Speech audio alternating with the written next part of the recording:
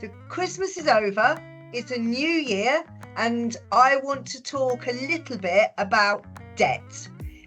Debt tends to rear its ugly head at this time of year and can add to people feeling stressed, anxious, and a bit depressed. So many people are paid a bit earlier in December, meaning that there's a longer period of time for wages to last.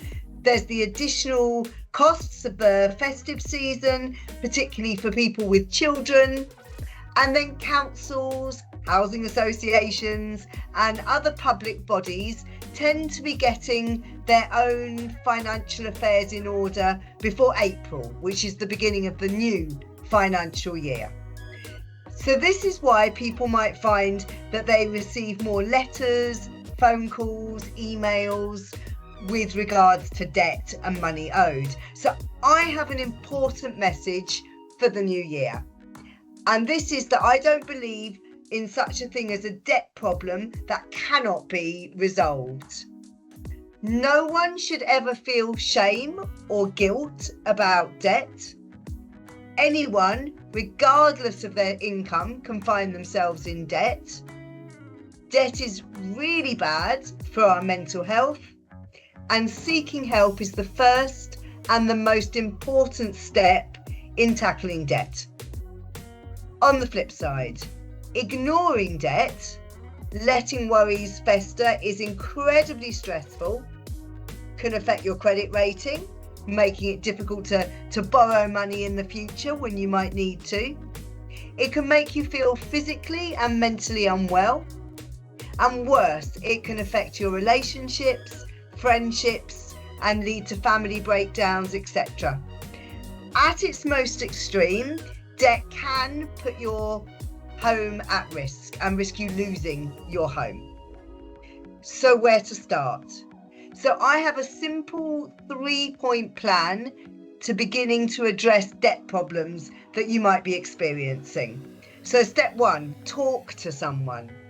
This could be a trusted friend or a family member, and there are a number of non-for-profit debt organisations that you can contact, such as Step Change, National Debtline, Christians Against Poverty, Citizens Advice. Step 2, you can ask for a breathing space. So there are rules in this country, which means anyone can request a 30-day or a 60-day holiday, during which time debtors are not permitted to hassle you for money. You could even get this space extended if, for example, you have certain health issues. And this space could give you time to look at step 3. So step 3, maximising your income.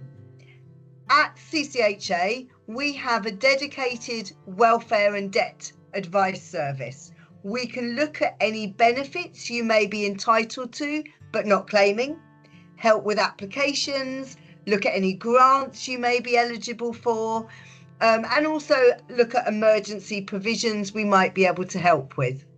So we would urge people to pick up the phone or drop us an email, as we're waiting to hear from you. One of our residents did this last year, Joe, and this is his story. Joe called our welfare advice line from a park, feeling suicidal. He was terrified to go home and tell his family about his mounting debts and had hit rock bottom that day. After being made redundant for taking calls from debt collectors and different people he owed money to during working hours. We supported Joe in contacting Step Change and to input all his debts online.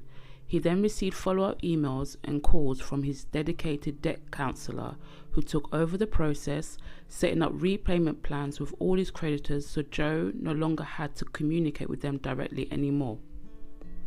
CCHA Welfare Advice Team supported Joe in applying for a DHP, which was successful and cleared his rent arrears in full. We also helped him claim a disability benefit he was eligible for but unaware of, and made referrals for emergency food, gas and electricity vouchers. It hasn't all been plain sailing.